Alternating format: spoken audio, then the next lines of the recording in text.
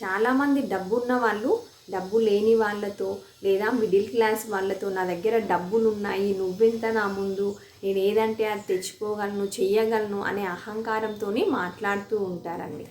కానీ ఆ డబ్బున్న వాళ్ళు మరి నా దగ్గర డబ్బు ఉంది కదా, లేని వాళ్ళకి పంచి పెడతాను, పేదవాళ్ళకి ఇస్తాను లేదా అనాథాశ్రమాలకు ఇస్తాను అనేటువంటి ఆలోచన ఒక్కసారైనా చేస్తారా?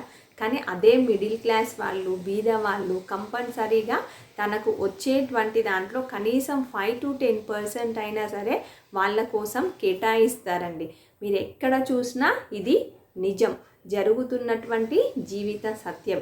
డబ్బున్న వాళ్ళు నాకు డబ్బు ఉందనే అహంకారంతో అదే స్టేజ్లో నా డబ్బు నా పరపతి అని చెప్పేసి కూర్చుంటున్నారే తప్ప ఇంకా ఉన్న డబ్బులు సరిపోవని ఈవెన్ తన దగ్గర పనిచేసేటువంటి పని మనుషుల దగ్గర కూడా డబ్బుని ఎలా రాబట్టాలనే ఆలోచనతోని వాళ్ళని కూడా టార్చర్ చేస్తూ ఉంటారండి. బట్ ఈ డబ్బున్న వాళ్ళలో కొన్ని మైనస్లు ఉన్నాయండి. ఏంటి అంటే ప్రాపర్ డైట్ ఉండదు, ప్రాపర్ ఎక్సర్సైజ్ ఉండదు, ప్రాపర్ వాల్యూస్ ఉండవు.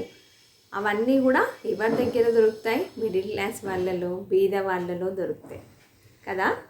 ఎందుకంటే పాపం వాళ్ళు రోజు ఫుడ్ ఆ డబ్బుల్నే తింటుంటారు, ఆ డబ్బుల్ని ఎలా రెట్టింపు చేయాలని ఆలోచిస్తుంటారు, ఆయన డబ్బుని ఎలా ప్రొటెక్ట్ చేసుకోవాలనే ఆలోచనతో వాళ్ళ మైండ్ అనేటువంటిది ఫుల్ టెన్షన్గా ఉంటుందండి. పాపం బీపీలు, షుగర్లు అన్నీ వచ్చేస్తాయి.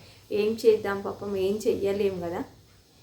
ఈ డబ్బున్న వాళ్ళ గురించి ఇప్పుడు నేను ఎందుకు చెప్తున్నానంటే ఒక్కటే విషయం అండి, ఎవరైతే మీ ముందు నాకు డబ్బు ఉంది అనే అహంకారం చూపిస్తారో వాళ్ళకి అస్సలు కొంచెం కూడా మీరు దడవద్దండి.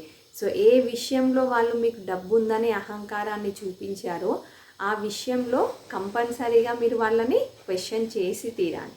అప్పుడే వాళ్ళ డబ్బు అహంకారానికి ఫుల్ స్టాప్ పడుతుంది.